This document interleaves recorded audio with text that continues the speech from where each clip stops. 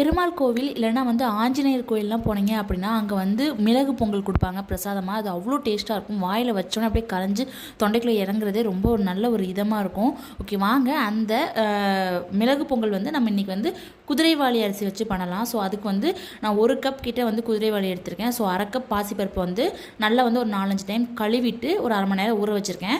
ஒரு குக்கரில் 1/2 கப் மொத்தமாக வந்து அதாவது 1 கப் அரிசி 1/2 கப் பாசிப்பருப்பு, ஸோ மொத்தமாக வந்து 5 கப் தண்ணி ஆட் பண்ணி ஒரு 5 விசில் விட்டு இறக்கணும் அப்படின்னு நல்லா குலைவாக கிடைக்கும். அதுக்கப்புறம் 1 ஸ்பூன் மிளகு 1/2 ஸ்பூன் சீரகம் போட்டு நல்லா வறுத்துட்டு பொடி பண்ணி வச்சுக்கலாம். அதுக்கப்புறம் தாளிப்புக்கு கொஞ்சம் கீ வந்து அதிகமாக தான் வந்து ஆட் பண்ணணும். ஸோ ஆட் பண்ணிட்டு கொஞ்சமாக வந்து முந்திரி, அதுக்கப்புறம் வந்து கருவேப்பிலை, நம்ம வறுத்து வச்ச பொடி, அதுக்கப்புறம் வந்து கொஞ்சமாக பெருங்காயத்தூள், அதுக்கப்புறம் கொஞ்சமாக வந்துட்டு சுக்கு பொடி ஆட் பண்ணிக்கணும். அதுக்கப்புறம் வந்துட்டு ஒரே ஒரு பிஞ்ச் அளவுக்கு பச்சை கற்பூரம் ஆட் பண்ணி நம்ம விசில் விட்டு வச்சுருக்க அந்த குதிரைவாலி பொங்கலில் ஆட் பண்ணி நல்லா கழுவி விட்டோம் அப்படின்னா நம்மளோட பெருமாள் கோயில் மிளகு